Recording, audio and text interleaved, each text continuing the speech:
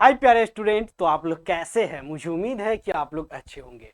तो आज हम आप लोगों के लिए लेके आए हुए हैं, जैसा कि आपका ये बुक है, देख लीजिए एक बार गौर से, क्योंकि आज ये लास्ट क्लास होने वाला है। इसके बाद ये क्लास द एंड होने वाला है। मैं और मेरा कंप्यूटर जो है, ये बुक ही द एंड होने वाला है। बस आप लोग है शुरू से अंत तक बने रहिएगा, शुरू से अंत तक बने रहिएगा। और यदि आप चैनल पे पहले बार आए हैं तो चैनल को जरूर सब्सक्राइब कर दीजिएगा, क्योंकि यहाँ पे आपको 100% फ्री एजुकेशन मिलता है। 100% फ्री एजुकेशन मिलता है। तो यदि आप चैनल पे पहली बार आए तो चैनल को सब्सक्राइब कर दीजिएगा। जैसा कि आप में ये बुक में है, ये बुक है क्लास 6, 7, 8 सभी के लिए है। हम आपको बता दें कि ये जो बुक है, इसमें कुल आपका 8 चैप्टर है। ठीक है, कंप्यूटर में पहला है कंप्यूटर एवं परिचय, आप लोग प्ले लिस्ट में जाके देख सकते हैं। उसके बाद कंप्यूटर के अंग है, उसके बाद आओ कंप्यूटर चलाए, उसके बाद आओ चित्रकारी करे, फिर माइक्रोसॉफ्ट वर्ड, सूचना एवं संचार प्रौद्योगिकी का अनुप्रयोग और डिजिटल नागरिकता। लास्ट है जो आपका चैप्टर है आईसीटी के उभरते रुझान। इसका तो हम बोले तो एक्सप्लेनेशन कर चुके थे, बहुत ही डिटेल से ऑलरेडी पढ़ा चुके थे। अब हम आपके लिए यहाँ पे लेके आए हुए क्वेश्चन आंसर, ठीक है, जो क्वेश्चन आंसर आपके लिए बहुत ही ज्यादा यूजफुल है। तो चलिए चलते हैं हम लोग क्वेश्चन आंसर की ओर और देखते हैं आप लोग इसका आंसर दे सकते हैं। हम आपको बताएंगे कि आखिर आपका आंसर सही है या फिर गलती है। ठीक है, चलिए पहला क्वेश्चन क्या क्या कह रहा है, नीचे दी गई प्रश्नों के विकल्प में से सही उत्तर का चयन करें। मतलब एक क्वेश्चन है, उसका 4 ऑप्शन है, उसमें से एक ऑप्शन सही है, उसका चयन के लिए करें। एआई का पूर्ण रूप क्या है? एआई का पूर्ण रूप क्या है? आर्टिफिशियली, ठीक है, आर्टिफिशियली इंटेलिजेंस, आर्टिफिशियली इंटेलिजेंस, उसके बाद आर्टिफिशियल इंटेलिजेंस। तो इसमें से कौन है? एआई का पूरा नाम क्या है? तो आर्टिफिशियल इंटेलिजेंस यही हो जाएगा। ठीक है, आर्टिफिशियल इंटेलिजेंस। कर एआई के आविष्कारक कौन थे? मतलब एआई है उसको सबसे पहले कौन बनाए हुए थे? ठीक है, कौन बनाए थे? एलन मस्क ना भाई, ये एलन मस्क तो अभी चल रहा है, ये नहीं होगा। ठीक है, जॉन मैकार्थी। हाँ, तो जॉन मैकार्थी इसका आंसर हो जाएगा। क्या हो जाएगा? जॉन मैकार्थी इसका आंसर हो जाएगा। एआई का आविष्कारक, आप यदि पीछे पढ़े होंगे तो आपको ये पता चल गया होगा कि एआई का आविष्कारक कौन है? John McCarthy. हाँ, वही एआई जिससे आप बात करते रहते हैं, जिससे आप क्या करते रहते हैं? बात करते रहते हैं। कह रहा है आईओटी का पूरा नाम क्या होता है? आईओटी का पूरा नाम क्या होता है? इंटरनेट ऑफ टेक्नोलॉजी ना होगा, इंटरनेट ऑफ थिंग्स। उसके बाद इनकोपरेशन, इनकोपरेट ऑफ थिंग्स, ये भी नहीं होगा। ठीक है, इसका आंसर हो जाएगा इंटरनेट ऑफ थिंग्स। ठीक है, आगे की ओर हम लोग चलते हैं, देखते हैं वर्चुअल रियलिटी में क्या देखा जाता है। आंख में लगा के जो वर्चुअल रियलिटी है उसमें क्या देखा जाता है, आप लोग बताइए। पहला है असल दुनिया, दूसरा है कंप्यूटर स्क्रीन, तीसरा है आभासी दुनिया, चौथा है मोबाइल स्क्रीन। तो ये वर्चुअल रियलिटी में एक आभासी दुनिया दिखाया जाता है जो एक काल्पनिक रहता है। 3D प्रिंटिंग में क्या बनाया जाता है? जो 3D प्रिंटिंग है उसमें क्या बनाया जाता है? डिजिटल डेटा, सॉफ्टवेयर, वस्तुएं, गेम। क्या बनाया जाता है? तो 3D प्रिंटिंग में जो बनाया जाता है वस्तुएं। ठीक है, एक प्रकार के वस्तु। जैसे 3D प्रिंटिंग में आपका यदि बिल्डिंग बनाना है, घर बनाना है, कैसे बनाना है, ठीक है, तो 3D प्रिंटिंग में आपको पहले ही बना के दिखा दिया जाएगा। ठीक है, चलिए राजा आगे की ओर हम लोग चलते हैं। कह रहा है रिक्त स्थानों को भरिए। इसमें है कुछ दिया हुआ है, इसका रिक्त स्थानों को क्या है? भरना है। पहला कह रहा है डैश को आईओटी डिवाइसों को जोड़ने के उपयोग किया जाता है। क्या चीज का? तो ये है इंटरनेट का। क्या चीज का? इंटरनेट। ठीक है, इंटरनेट। डैश इंटरनेट के माध्यम से ही सारा जितना भी डिवाइस होता है, आपका घर का हो, आपका बाइक हो, कार हो, जितना भी डिवाइस होता है सभी को इंटरनेट के माध्यम से जोड़ा जाता है। अगला, एआई में उपयोग की जाने वाली डैश तकनीक से मशीन अपने अनुभव को है जो सीखता है। कौन सा तकनीक के माध्यम से एआई में उपयोग किए जाने वाली डैश तकनीक से मशीन अपने अनुभवों को सीखता है। तो ये एक मशीन लर्निंग होता है, मशीन लर्निंग के माध्यम से सीखता है। किसके माध्यम से? मशीन लर्निंग, मशीन लर्निंग के माध्यम से यह है जो सीखता है। आगे की ओर चलते हैं। कह रहा है ऑगमेंटेड रियलिटी, ऑगमेंटेड रियलिटी में डैश का उपयोग करके असली दुनिया पर डिजिटल चीजें जोड़ी जाती है। ठीक है, असली दुनिया पर डिजिटल चीजें जोड़ी जाती है। तो एक ये ग्लास रहता है, क्या चीज? ग्लास। ठीक है, जिसको AR ग्लास बोला जाता है। क्या? AR ग्लास हो जाएगा। ठीक है, तो क्या कर रहा है? Augmented reality, augmented reality, AR बोलते हैं आर्गुमेंटेड रियलिटी होता है। आर्गुमेंटेड रियलिटी में आर्गुमेंटेड ग्लास का उपयोग करके असली दुनिया पर डिजिटल चीजों को जोड़ी जाती है। ठीक है, आगे की ओर बुआ हम चलते हैं। करा डैश एक ऐसी तकनीक है जिसमें आभासी दुनिया में प्रवेश करने के लिए हेडसेट का उपयोग किया जाता है। किसका? हेडसेट का। तो ये एक प्रकार का वर्चुअल रियलिटी है। क्या है? वर्चुअल रियलिटी है। तो इसमें लिखा जाएगा वर्चुअल रियलिटी। तो वर्चुअल रियलिटी एक ऐसी तकनीक है जिसमें आभासी दुनिया में प्रवेश करने के लिए हेडसेट का उपयोग किया जाता है। आंख में लगाने वाले, पीछे वाले अभी आप क्लास देखे होइएगा तो आपको समझ में आ गया होगा, नहीं देखे होइएगा तो हम आपको बता देंगे इस वीडियो के अंत में कि प्लेलिस्ट कैसे ढूंढा जाता है। ठीक है, चलिए आगे की ओर हम लोग चलते हैं। 3D प्रिंटिंग का उपयोग करके हम किसी वस्तु का डैश मॉडल बना सकते हैं। 3D मॉडल बना सकते हैं। कौन सा मॉडल बना सकते हैं? 3D मॉडल बना सकते हैं। तो 3D मॉडल बना सकते हैं। क्या चीज? 3D model. तो वही 3D प्रिंटिंग का उपयोग करके हम किसी भी वस्तु को का है जो 3D मॉडल बना सकते हैं, जिसमें लंबाई, चौड़ाई, ऊंचाई सभी चीज दिखाई देगा। ठीक है, चलिए बुआ आगे की ओर। कर है सही कथन के सामने सही का और गलत कथन के सामने गलत का टिक लगाए। ई गवर्नेंस का उद्देश्य सरकारी सेवाओं को ऑफलाइन, याद रखो, ऑफलाइन माध्यम से नागरिकों तक पहुंचाना नहीं। ई गवर्नमेंट का है जो उद्देश्य है जो ऑनलाइन, ही गलती बोल दिया। अगला कह रहा है आर्गुमेंटेड रियलिटी में असली दुनिया में डिजिटल जानकारी जोड़ी जाती है। ये बात सही है, जो आर्गुमेंटेड रियलिटी में असली दुनिया में डिजिटल को जोड़ा जाता है। आगे ई लर्निंग में पढ़ाई के लिए इंटरनेट की आवश्यकता नहीं होती है। गलत बात है, इंटरनेट के बिना नेटवे नहीं चलेगा तो कैसे होगा। अगला 3D प्रिंटिंग में वस्तुओं को डिजिटल रूप से प्रिंट किया जाता है।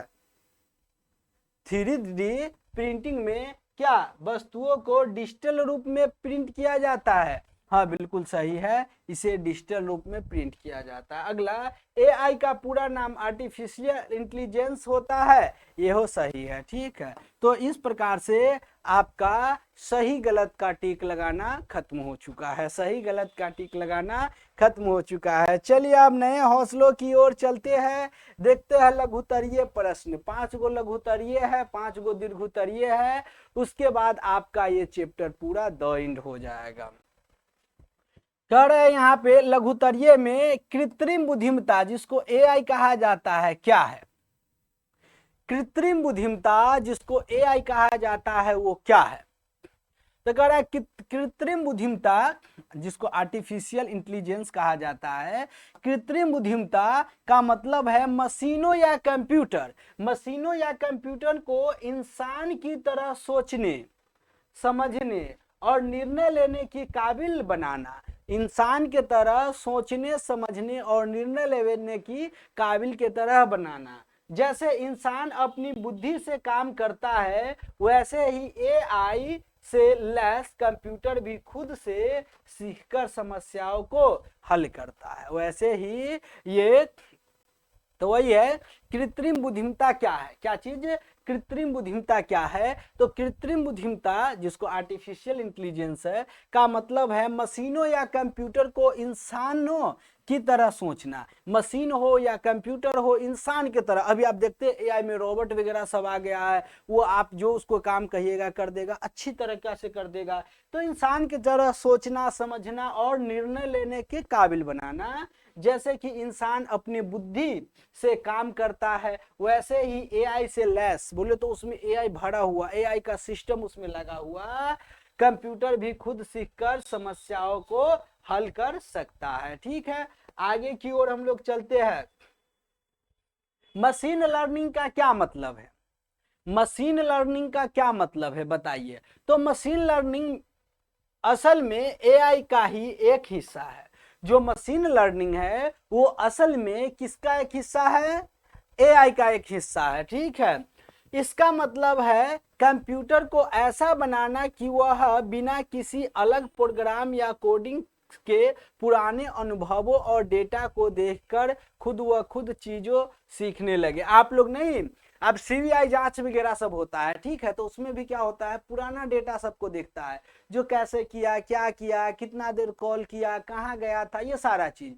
तो इसी प्रकार मशीन लर्निंग है, पीछे जो भी काम हुआ है उसके देखते हुए आगा वो खुद व खुद काम कर लेता है, वही तो मशीन लर्निंग है। इसमें किसी भी अदर पर्सन का भी यूज नहीं होता है। ठीक है, तो यहाँ पे है मशीन लर्निंग असल में एआई का ही एक हिस्सा है। इसका मतलब है कंप्यूटर का एक ऐसा बनना कि वह बिना किसी अलग प्रोग्राम या कोडिंग के पुराने अनुभवों और डेटा को देखकर खुद व खुद चीजें सीखने लगे। जैसे मशीन को नया डेटा मिलता है और वह बेहतर काम करने लगता है, और जिस प्रकार से मशीन को नया डेटा मिलता है वह खुद मशीन लर्निंग बोले तो खुद वो सीखता है, और सीखने के बाद वो अपना काम आगे करने लगता है। चलिए आगे की ओर हम, जैसा कि इसके बाद है इंटरनेट ऑफ थिंग्स जो आईओटी। ठीक है, आईओटी क्या है, तो यहाँ पे बात कर रहे हैं इंटरनेट ऑफ थिंग्स का मतलब है दुनिया भर के रोजमर्रा की चीजें, जैसे हो गया आपके घर के फ्रिज हो गया, वॉशिंग मशीन हो गया, ठीक है, टीवी हो गया, लाइट हो गया, सारे चीज को इंटरनेट से जोड़ना, क्या चीज से, इंटरनेट से जोड़ना। और ये चीजें इंटरनेट से जुड़ जाती है, ये आपस में बातचीत बोले तो आपस में एक दूसरे का जरूरत हो वो काम कर सकती है। जैसे आपका एक नल हो गया, क्या हो गया, नल हो गया, और फिर यहाँ पे आपका वॉशिंग मशीन हो गया, ठीक है, वॉशिंग मशीन हो गया, मशीन हो गया, वॉशिंग मशीन हो गया। अब वॉशिंग मशीन में है जो कपड़ा धुला रहा है, ठीक है, और यहाँ पे नल है, इसमें पानी का जरूरत है, तो मैटिक ये दोनों बात करेगा, कहेगा मुझे पानी चाहिए, पानी चाहिए, और ये पानी इसको जल है जो दे देगा। ठीक है, तो ये सबसे पहले तो इंटरनेट से कनेक्ट होता है, फिर आपस में एक दूसरे से क्या करता है, बात करता है, और बिना इंसानी मदद से, इंसान नहीं जाता उसको काम करने, और डेटा को क्या करता है, डेटा शेयर करके काम कर लेता है, जो चीज का जरूरत हो काम कर लेता है। ठीक इसी प्रकार से आप देख सकते हैं जो आपका मोटर वगैरह चालू करके चले जाते हैं, ऊपर जो टंकी होता है उसमें भी सेंसर लगा हुआ रहता है, कितना से ज्यादा पानी चला गया तो उसके बाद सेंसर ऑटोमेटिक आपका है जो मोटर बंद हो जाएगा। ये सारा एक दूसरे से कनेक्ट रहता है। ठीक है, चलिए आगे की ओर हम लोग चलते हैं। अब कह रहा है आईओटी के 3 प्रमुख घटक क्या है, आईओटी का 3 प्रमुख घटक क्या है। तो आईओटी के मुख्य रूप से 3 घटक, आईओटी मुख्य रूप से 3 चीजों से मिलकर काम करता है। पहला ये आपको यदि एआई, ठीक है, अगर एआई वगैरह सब पे भी आप काम कीजिएगा तो ये सब आपको मालूम होना चाहिए। पहला सेंसर या डिवाइस को जो आपस की जानकारी जैसे तापमान क्या है, हलचल क्या हो रहा है को इकट्ठा करता है। सेंसर क्या करता है, सेंसर है जो तापमान हो, हल्ला हो रहा है, जो भी हलचल हो रहा है सबको क्या करता है, इकट्ठा करता है। उसके बाद कनेक्टिविटी, जो उस जानकारी को क्लाउड पर सर्वर तक भेजने का काम करता है। ठीक है, जैसे वाईफाई से कनेक्ट, ब्लूटूथ से। देखिए सेंसर कब काम करेगा, भेजेगा, सेंसर काम किया, काम करने के बाद अगर कनेक्टिविटी नहीं है अगर काम करने के बाद कनेक्टिविटी नहीं है, बोले तो इंटरनेट नहीं है, तो फिर उसके पास नहीं। जैसे आपके घर में बाय द वे है जो आप सीसीटीवी कैमरा लगाए हुए हैं, ठीक है, और सेंसर भी लगाया है कि कोई हलचल होगा तो कोई भी हलचल होगा तो मेरे मोबाइल में है जो अलर्ट आ जाएगा। बट आपके मोबाइल में नहीं इंटरनेट है, नहीं यहाँ पे इंटरनेट है, तो काम करेगा नहीं ना करेगा। तो वो है जो कनेक्टिविटी होना चाहिए। उसका डेटा प्रोसेसिंग, जहां सॉफ्टवेयर उस जानकारी को समझकर फैसला लेता है कि आगे क्या करना है। उसके बाद डेटा प्रोसेसिंग में क्या करता है, सॉफ्टवेयर लेता है, उस जानकारी को ग्रहण करता है, उसके बाद उसको प्रोसेस करता है, प्रोसेस करने के बाद आगे देखता है कि आगे काम क्या करेगा, ठीक है। नेक्स्ट, आईओटी के क्या लाभ है, इसका लाभ क्या है। प्रत्येक चीज का अपना अपना लाभ होता है, अपना अपना हानि होता है, हम लोग जानते हैं। अब आईओटी का यूज करते हैं तो उसका लाभ आखिर क्या है। तो कह रहा है आईओटी के कई लाभ है जिसमें से कुछ निम्नलिखित है। वैसे तो इंटरनेट ऑफ थिंग्स का कई लाभ है जिसमें से कुछ निम्नलिखित है। पहला है समय की बचत। पहला क्या है, समय की बचत। कह रहा है इसके इस्तेमाल से बहुत से काम अपने आप हो जाते हैं, जिससे इंसान की समय बचता है। बोले तो इंसान नहीं जाता है, फिर भी वो डेटा प्रोसेसिंग कैसे बताया है कि आपका टंकी भर जाएगा, मोटर ऑटोमेटिक बंद हो जाएगा, एक दूसरे से सेंसर है, एक दूसरे से बात करता है, ठीक है। सटीकता, और मोटर है या कोई भी जो आईओटी क्या करता है वो सटीक काम करता है। ऐसे नहीं किसी इंसान को कहिएगा कि ये मोटर है, ये भर जाएगा, इसको बंद कर दीजिएगा, वो हो सकता है भूल भी जाएगा, बट मशीन नहीं भूलता है, वो काम करेगा ही करेगा। तो वही है, मशीनें बिना गलती किए लगातार सही तरीके से काम कर सकता है। जैसे आप अपने मोबाइल में सुबह 4 बजे का अलार्म लगाया होइएगा तो 4 बजे आपका मोबाइल रोज है जो बजने लगेगा, ठीक है। Next, remote control. क्या चीज, रिमोट कंट्रोल। कर आप दुनिया में कहीं से भी अपने घर या ऑफिस के उपकरणों को मोबाइल फोन से कंट्रोल कर सकते हैं। दुनिया के कहीं से भी यदि इंटरनेट के माध्यम से आप अपने मोबाइल फोन को कंट्रोल करके रख सकते हैं। देख सकते हैं आपके घर में हलचल क्या हो रहा है, अगर हलचल हो रहा है तो आप सायरन भी बजा सकते हैं, सारा आपका आईओटी से कनेक्ट है तो काम करेगा। अब इसके बाद हम लोग चलते हैं दीर्घोत्तरीय की ओर। दीर्घोत्तरीय में पहला क्वेश्चन है, एआई किन किन क्षेत्रों में इस्तेमाल होता है। तो आज तो एआई करीब हर क्षेत्रों में इस्तेमाल होता है, प्रत्येक क्षेत्रों में होता है एआई इस्तेमाल, बट उसमें से कुछ निम्नलिखित है। कह रहा है एआई आज के समय में लगभग हर क्षेत्रों में इस्तेमाल हो रहा है। इसके मुख्य क्षेत्र निम्नलिखित है। पहला, शिक्षा, बच्चों को उनकी जरूरत के हिसाब से पढ़ाई और उनकी गतिविधि को सुधारने के लिए। जैसे बहुत ऐसा है जो अभी इंग्लिश स्पीकिंग ऐप आ गया है, जहां पे आप इंग्लिश में बात कर सकते हैं, कुछ भी आप गलती बोल रहे हैं तो वो आपका गलती बात को सुधारेगा, ठीक है। नेक्स्ट, हेल्थ केयर, बीमारी की जल्दी पहचान करने, एक्सरे है जो सीटी स्कैन समझने और नई दवाई बनाने के लिए। आजकल क्या करता है, एआई टेक्निक के माध्यम से किसी भी बीमारी को जल्दी भी पकड़ लेता है और उसके लिए क्या क्या सही दवा है वो भी दे देता है, बता देता है, ठीक है।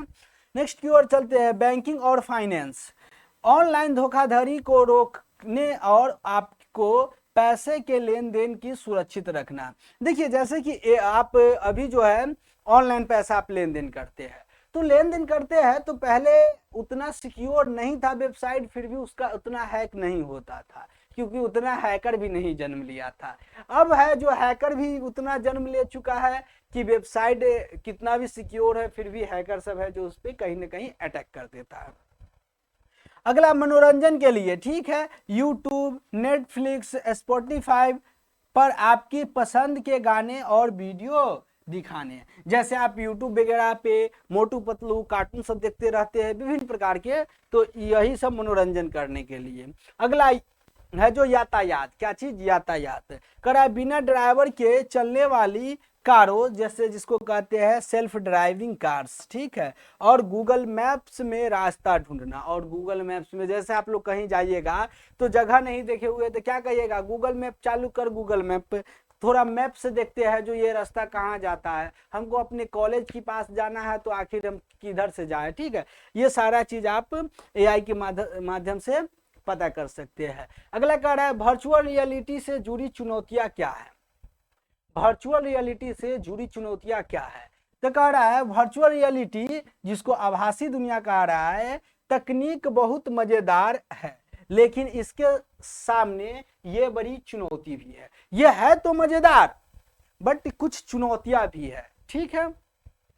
पहला क्या चीज है, सेहत पर असर। हाँ वही जो आंख में लगा के, पीछे हम बताए थे, आंख में लगा के जो वर्चुअल है, जो दुनिया को हम लोग देखते हैं, रियलिटी, वर्चुअल रियलिटी, काल्पनिक दुनिया को देखते हैं, तो कह रहा है इसे ज्यादा देर पहनने से आंख में दर्द, सिर चकराना या मतली जैसी समस्या हो सकती है। विभिन्न प्रकार की आपका प्रॉब्लम हो सकता है। महंगा होना कह रहा है अच्छे VR, ठीक है, बोले तो वर्चुअल रियलिटी, अच्छे वर्चुअल रियलिटी हेडसेट और इसे चलाने वाले कंप्यूटर बहुत महंगे होते हैं, जिससे हर कोई इसे खरीद नहीं सकता है। अगर आप प्रीमियम क्वालिटी के एक अच्छा लीजिएगा तो वो बहुत महंगा आएगा, जो हर कोई खरीद नहीं सकता है। आगे की ओर चलते हैं, कंटेंट की कमी। क्या चीज, कंटेंट की कमी। कह रहा है अभी भी बाजार में अच्छे गेम्स, ऐप और पढ़ाई से जुड़े कंटेंट की कमी है। नेक्स्ट, असल दुनिया से दूर। कह रहा है लोग इस नकली दुनिया में इतने खो जाते हैं कि असल सामाजिक जीवन लोगों से दूर होने लगता है। और अभी जो इसमें इंसान इतना खो जाता है ना, जैसे देख जाए ना मोबाइल से, अगर आप मोबाइल चलाते हैं, बगल में कोई है, कोई लेना देना नहीं, बगल में क्या हो रहा है, घर का आदमी ही है, कोई लेना देना नहीं, अपना अपना मोबाइल में सब व्यस्त है, ठीक है। तो यही असल दुनिया से ये दूर भी कर देता है लोगों इसे नकली दुनिया में, और नकली दुनिया वो आंख में लगाने के बाद उसको अच्छा लगता रहता है, तो उसी दुनिया में ये घूमना पसंद करता है, ठीक है। आगे की ओर हम लोग चलते हैं, रोबोटिक्स स्वचालन के क्या लाभ है। रोबोटिक्स स्वचालन के क्या लाभ है, तो कह रहा है उद्देश्यों और कंपनियों में रोबोटिक्स और स्वचालन के आने से ये बड़े फायदे हुए हैं, जिनसे कुछ निम्नलिखित है। जैसे कि रोबोट वगैरह से हम बड़े बड़े कंपनी में आ गया, ऑटोमेटिक काम करने का जो एआई सब आ गया है, जिससे क्या हुआ है, काम बहुत आसानी से हो जा रहा है, जिससे क्या हो रहा है, काम बहुत ही आसानी से हो रहा है, ठीक है। अगला है तेज और ज्यादा उत्पाद। मशीन बिना थके 24 घंटे काम कर सकते हैं। इंसान थक जाता है बट मशीन बिना जो थके 24 आवर इंटू 7 डे काम कर सकता है, जिससे सामान बहुत तेजी से बनता है। अब बाय द वे इंसान अगर कोई चीज बना रहा है तो वो थक जाएगा, 5 घंटा, 7 घंटा, 14 घंटा, बहुत हो गया 14 घंटा, 12 घंटा, 14 घंटा, उतना काम किया, उसके बाद थक जाएगा, फिर उसका शरीर रेस्ट मांगेगा। बट मशीन है जो लगातार 24 आवर काम करते रहता है। नेक्स्ट, जोखिम वाले कामों से सुरक्षा। कर रहा है खदानों, गहरे समुद्र या आग वाली जगहों पर इंसानों की जगह रोबोट को भेजकर जाने बचाई जा सकती है। आप रोबोट मूवी देखे होइएगा, उसमें किस प्रकार से आग लगा हुआ रहता है तो रोबोट जाता है और यहाँ से इंसान को बचा के लाता है, ठीक है। ठीक उसी प्रकार से यहाँ पे कह रहा है प्रत्येक क्षेत्रों में जान वगैरह, जैसे वहां पे इंसान जाएगा तो इंसान के साथ कुछ हो भी सकता है, बट रोबोट जाता है उसको सही कर सकता है। गलतियों में कमी। मशीन हर काम को बिल्कुल एक जैसे और बिना किसी गलती के करती है। मशीन है जो ज्यादा गलती नहीं करता है, इंसान से कुछ इंसान करता है उसके अपेक्षा बहुत कम गलती करता है। कर लागत में कमी। कर रहा है शुरुआत में खर्च जरूर होता है लेकिन लंबे समय में कंपनियां का बहुत कम खर्च में हो जाता है। मतलब शुरू में अगर नया नया रोबोट वगैरह सब लाएगा, मशीन सब लगाएगा तो शुरू में तो उसका ज्यादा खर्चा होगा, बट बाद में खर्चा न के बराबर होता है, ठीक है। आगे की ओर चलते हैं क्वेश्चन नंबर 4 की ओर, जो कह रहा है 3D प्रिंटिंग क्या है और इसे एडिटिव मैन्युफैक्चरिंग क्यों कहा जाता है। 3D प्रिंटिंग क्या है और इसे एडिटिव मैन्युफैक्चरिंग क्यों कहा जाता है। तो पहले हम लोग 3D प्रिंटिंग के बारे में समझ जाते हैं। यह एक ऐसी तकनीक है जिससे कंप्यूटर डिवाइस की मदद से किसी भी वास्तविक 3D जैसे खिलौना, कप या पुर्जा को सीधे प्रिंट बनाया। जैसे आप देखे होइएगा, ऐसे भी इंसान रहता है, इंसान के हूबहू शक्ल बना देता है, ठीक है, वो प्रिंटर के माध्यम से नहीं, आंख है, थोड़ा नाक निकला हुआ है, ठीक है, मूर्ति के तरह बना देता है, वही तो 3D प्रिंटिंग से बनाया जाता है। कह रहा इसे एडिटिव मैन्युफैक्चरिंग क्यों कहा जाता है, तो कह रहा है क्योंकि पारंपरिक तरीकों में किसी चीजों को काटकर या तराशकर बनाया जाता है, ठीक है। पहले से किसी भी चीज को क्या करता था, काटता था, जैसे मोटा एक लकड़ी है, लकड़ी के काट काट के बनाएगा। बट लेकिन जो 3D प्रिंटिंग में प्लास्टिक या मेंटल की एक के ऊपर दूसरी परत जोड़कर ऐड करके वस्तुओं को नीचे से ऊपर की तरफ तैयार किया जाता है, परत दर परत जोड़ने के लिए। इसी के तरीके के कारण ही है जो एडिटिव कहते हैं। देखिए क्या होता है, जैसे पहले के जमाना में 3D पहले भी बनता था, जिससे क्या होता था, लकड़ी वगैरह मोटा मोटा लकड़ी लाते थे, पत्थर लाते थे, उसको काटने के बाद फिर से जाके इसमें बहुत ही ज्यादा जियान होता था, बोले तो बर्बाद होता था। बट जो 3D प्रिंटिंग आ गया, इसमें क्या है, जैसे प्लास्टिक का उसमें लेप रख लिया, वो अपने है जो नीचे से बनते ऊपर की ओर ले जाता है, ठीक है। लास्ट क्वेश्चन है 3D प्रिंटिंग के लाभ क्या है, आखिर इसका लाभ। तो 3D प्रिंटिंग के आने से मैन्युफैक्चरिंग की दुनिया में बड़े फायदा हुआ है, जो बनाने की दुनिया में बड़ा फायदा। जटिल डिजाइन बनाना आसान, जटिल जितना भी डिजाइन है सब आसान हो गया। ऐसा आकृति या डिजाइन जो आम मशीन से नहीं बन सकती है, उन्हें 3D प्रिंटर आसानी से बना देता है। अगला, कचरों की बचत। तो जो आम आदमी नहीं बनाता है, 3D प्रिंटर उसको बहुत आसानी से बना देता है। अगला, कचरों की बचत। जैसे आप मोटा मोटा लकड़ी को काटेगा तो उसे कचरा भी बहुत निकलेगा, तो वही कह रहा है, अगर बड़ा बड़ा पत्थर के काट के कोई पत्थर के मूर्त बना रहा है तो उसे भी बहुत कचरा निकलेगा। तो कह रहा है कचरे की बचत, इसमें सिर्फ उतना ही मटेरियल इस्तेमाल होता है जितने की जरूरत होता है, जिससे कचरा माल बर्बाद नहीं होता है, जिससे कचरा है जो बर्बाद नहीं होता है। अगला, प्रोटोटाइपिंग की तेजी। किसी भी नई खोज या प्रोडक्ट का पहला सैंपल कुछ ही घंटों में बनाकर टेस्ट किया जा सकता है। जैसे आपको किसी प्रकार के अगर आपको सैंपल बनाना हो तो बहुत ही जल्दी उसको बना दिया जाता है, बना के उसको टेस्ट किया जाता है कि कैसे होगा। नेक्स्ट, मेडिकल में बदलाव। इसकी मदद से मरीजों की हड्डियों के ढांचे, नकली दांत और कृत्रिम अंग उसके शरीर के सटीक साइज के हिसाब से बनाया जाता है।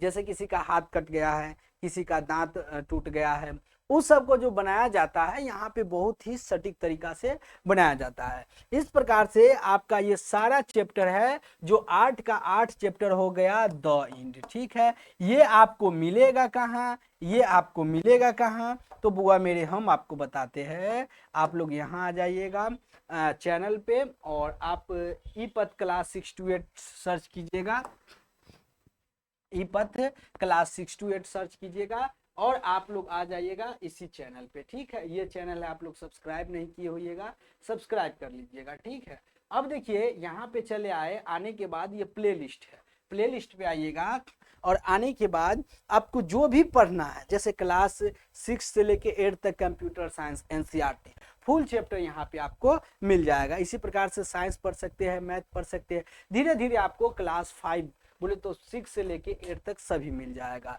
तो आपका ये जो बुक है जो खत्म हो चुका है, ठीक है। यदि अभी तक आप शुरू से नहीं देखे हैं तो आप लोग शुरू से यहाँ से जरूर देख लीजिएगा, ठीक है। उम्मीद है ये वीडियो आपके लिए हेल्पफुल होगा। वीडियो कैसा लगा आप लोग कमेंट करके जरूर बताइएगा। मैं सुजीत आज के लिए इतना ही लेता हूं, अलविदा, फिर मिलते हैं नेक्स्ट वीडियो में। Bye bye and take care.